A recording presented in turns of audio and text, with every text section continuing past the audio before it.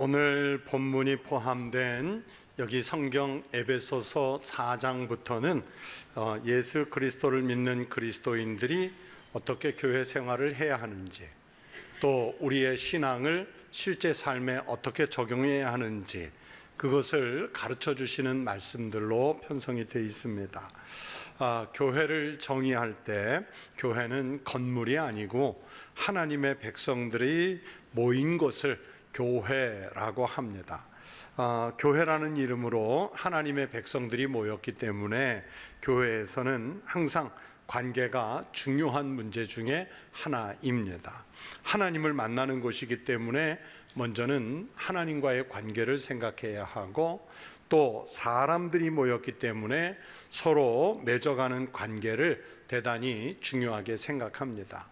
그러면서 교회는 또 세상 속에 존재하고 있기 때문에 세상과 그리스도인 또는 교회는 어떤 관계를 맺어야 하는지, 이런 부분들이 매우 중요합니다. 그래서 오늘 사도 바울은 그것을 부르심을 받은 합당한 성도의 삶에 대해서 그것을 그렇게 표현했습니다. 사도 바울은 오늘 본문을 포함한 에베소서 4장에서 바로 교회의 하나됨에 대해서 말씀하고 있습니다. 오늘 본문 4절부터 6절은 이렇게 말씀하지요. 몸이 하나요 성령도 한 분이시니 이와 같이 너희가 부르심의 한 소망 안에서 부르심을 받았느니라.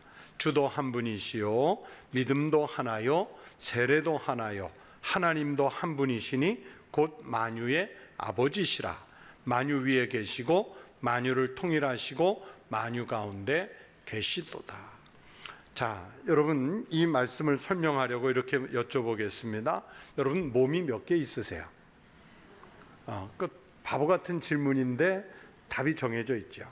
혹시 교회 나오시면서 여러분의 몸을 집에다가 두고 온 것 있으세요? 몸은 아무리 많은 곳에서 필요해도요, 결국 하나밖에 없습니다. 우리가 너무 바쁠 때는 이런 말을 하지요. 몸이 10개라도 모자란다. 그렇게 말하지만 사실은 내가 그만큼 바쁘다는 것을 뜻하는 것이지, 실제로 우리 몸이 필요에 따라서 2개, 3개, 5개 이렇게 나누어질 수는 없습니다. 오늘 본문 말씀은 교회가 하나가 되어야 하는 성경적인 이유를 그렇게 말씀하신 거예요. 하나님이 한 분이시고 성령이 한 분이기 때문에 그리스도의 몸된 교회도 하나가 되어야 합니다.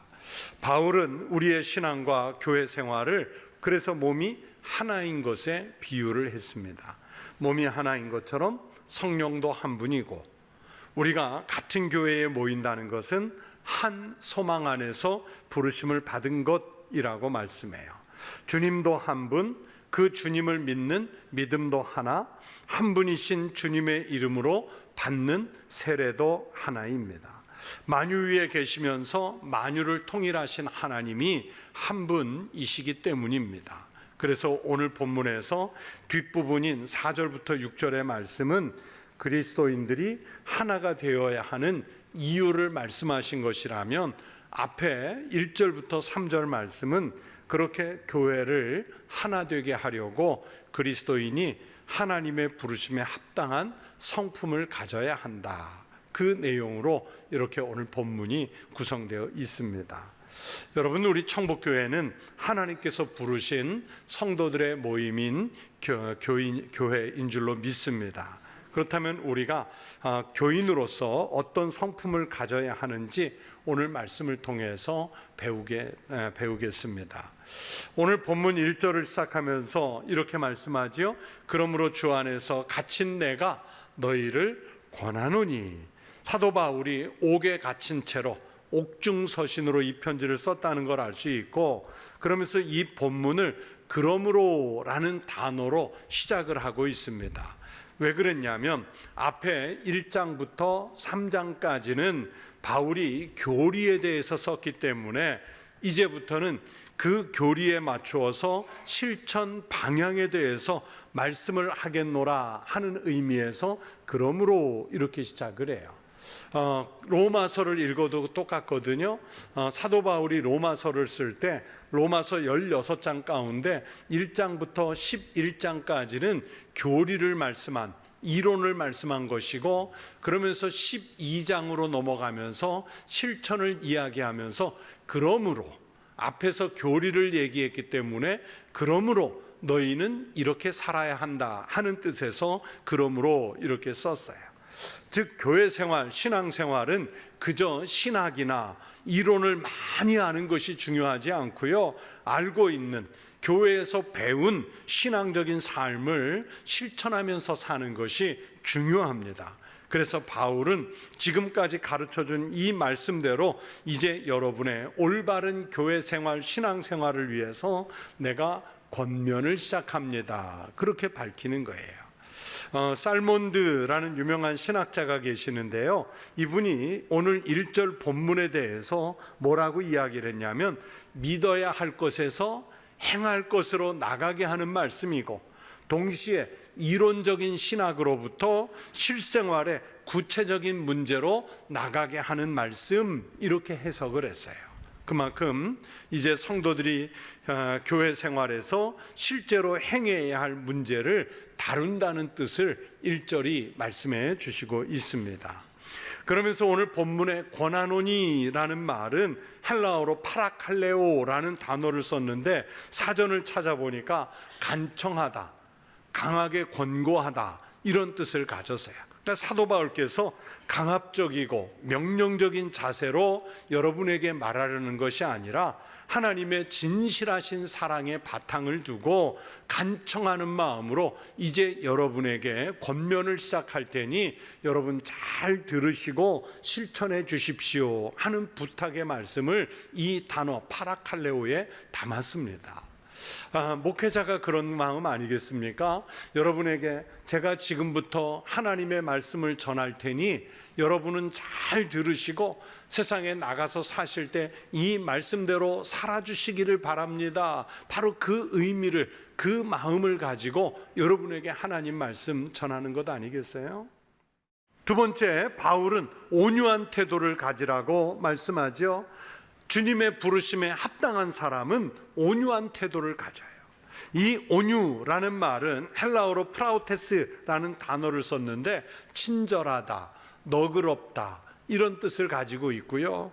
또 다른 말로는 온화하다, 정중하다, 신사적이다, 이런 뜻도 가지고 있어요. 우리는 보통 온유한 사람 또는 정중한 사람, 신사적인 사람을 보면 저 사람 약할 거야, 저 사람은 뭔가 약점이 있으니까 저렇게 약한 모습일 거야, 그렇게 생각할 때가 많아요. 그러나 온유하고 정중한 사람은요, 여러분 약한 사람 아닙니다. 우리 사자성어 중에 외유내강이라는 말이 있지요. 겉은 부드럽지만 속은 강한 사람을 우리가 보통 외유내강형 인간이라는 말을 해요. 온유한 사람이 바로 이런 사람입니다. 즉 온유하다는 것은 연약하다는 뜻이 아니라 오히려 강한 사람이 자신을 억제하고 자신을 조절해서 다른 사람을 대할 때 부드럽게 대하고 섬기는 자세로 대하는 것을 말합니다. 밖으로 드러나게 큰 소리 치는 사람요, 여러분 그 사람 강한 사람 아닙니다.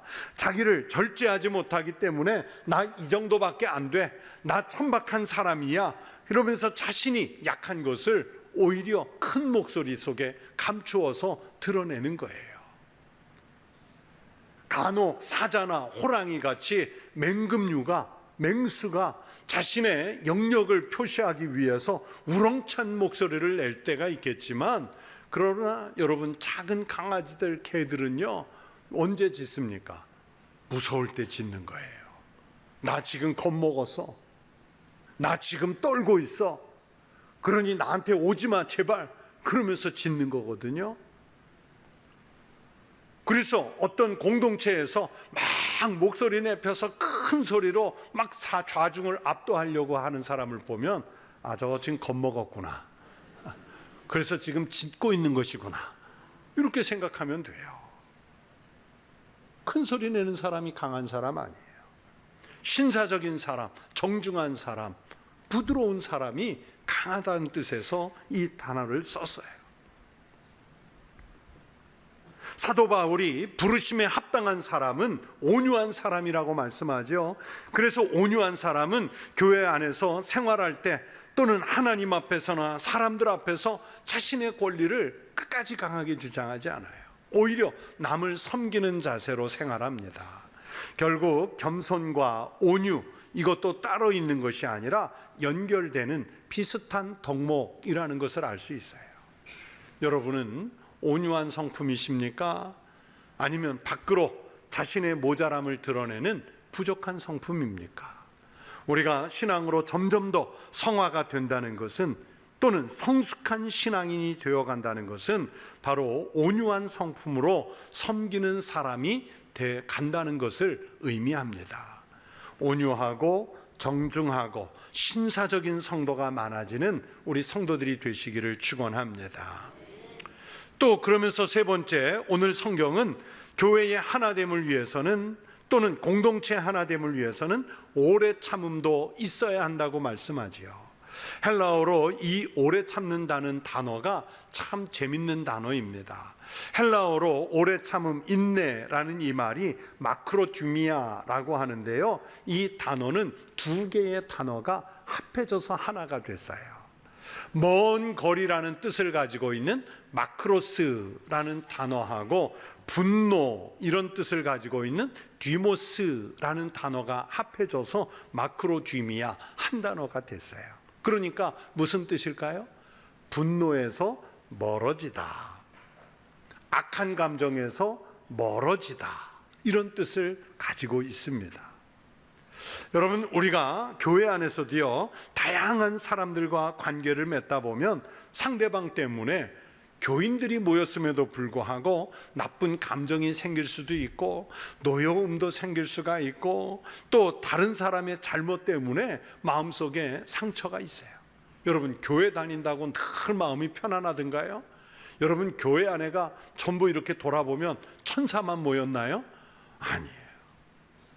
그런데 우리가 이 모임 공동체 속에서, 그게 교회가 됐든 집이 됐든 직장이 됐든 어느 곳에서 우리가 살 때 우리 감정을 다 쏟아내고 표현하면서 산다면, 여러분, 그곳은 천국이 아니라 지옥됩니다. 지옥돼요. 상대방의 잘못에 대해서 내가 응징할 수 있는 상황이나 힘을 가졌어도 참을 수 있는 것이 바로 마크로듀미아, 오래 참음입니다.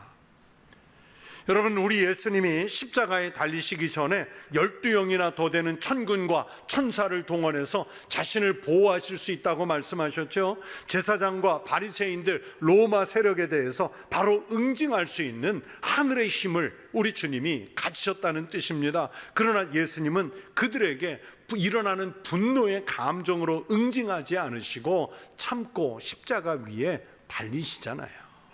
그렇게 십자가를 지셨어요. 바로 예수님이 십자가를 지시는 그 상황이 마크로듀미아, 오래 참음입니다. 사도 바울은 디모데전서 1장 16절에서 이렇게도 말씀합니다. 그러나 내가 긍휼을 입은 까닭은 예수 그리스도께서 내게 먼저 일체 오래 참으심을 보이사 후에 주를 믿어 영생을 얻는 자들에게 본이 되게 하려 하심이라. 예수님이 먼저 참아주셨기 때문에 내가 그것을 배워서 나도 다른 사람들에게 바로 본이 되게 하시려고 예수님이 먼저 모범을 보이셨대요. 만약에 여러분, 우리 예수님이 나의 죄에 대해서 또는 우리들의 죄에 대해서 오래 참아주시지 않았으면 어떻게 됐을까요? 우리는 살아남지 못합니다. 예수님이 참으신 것처럼 그러므로 우리도 참아야 합니다. 우리가 교회에서 신앙생활할 때 우리가 바로 이런 예수님의 모습을 닮아야 합니다. 내가 갚아줄 힘이 있어도 갚지 않고 오히려 참고 인내하는 것이 부르심에 합당한 성도의 성품이라고 오늘 성경이 말씀하고 있습니다. 사실 분노의 감정이 일어날 때가 많지만, 그러나 예수님이 우리를 위해서 참아주셨던 그 인내를 배우는 성도들이 되시기를 바랍니다. 또 네 번째, 바울은 부르심에 합당한 성도는 사랑 가운데서 서로 용납하는 이라고 말씀합니다. 이 말씀은 앞에 세 번째, 오래 참음이 더 확대된 미덕을 말하는 것입니다. 용납한다는 것은 용서한다는 말과 비슷한 말이죠. 상대방의 잘못에 대해 또는 서로의 잘못에 대해 용서하고 용납해 주는 말하는 말씀입니다. 한 여인이 간음하다가 현장에서 붙잡혀서 바리새인들, 군중들에게 끌려서 예수님 앞에 오게 됐습니다. 여러분, 그 여인의 입장에서 얼마나 부끄럽고 창피한 순간일까요? 지금 자기를 아는 동네 사람들이, 아니 모르는 동네 사람까지 다 나와서 지금 지켜보고 있습니다. 이제 곧 예수님의 말씀 한마디만 끝나면 소위 돌에 맞아 죽는 투석 사형을 당하기 직전이에요. 사람들은 지금 돌 던진 준비를 하고 손에 돈을 들고 기다리고 있어요. 차라리 이 자리에, 공개적인 자리에 끌려 나오기 전에 차라리 중간에 죽었으면 얼마나 좋았을까. 그런데 예수님은 지금 율법을 어긴 이 여인을 향해서 군중들에게 죄 없는 자가 돌로 치라 말씀하세요. 이 상황에서는 돌로 치는 것이 율법을 지키는 것인데, 죄 없는 자, 즉 율법을 어긴 적이 없는 사람이 먼저 그렇게 하라고 말씀하죠. 여러분, 아무리 완벽한 바리새인이라도 율법을 어겨보지 않은 사람이 어디 있을까요? 아무도 이 여자에게 돌을 던질 수가 없었습니다. 정죄할 사람이 없었습니다. 예수님도 그래서 이 여인의 죄를 묻지 않았습니다. 여자에게 죄가 없어서 묻지 않으신 것이 아니라 용서하시고 용납하시려고 묻지 않으셨습니다.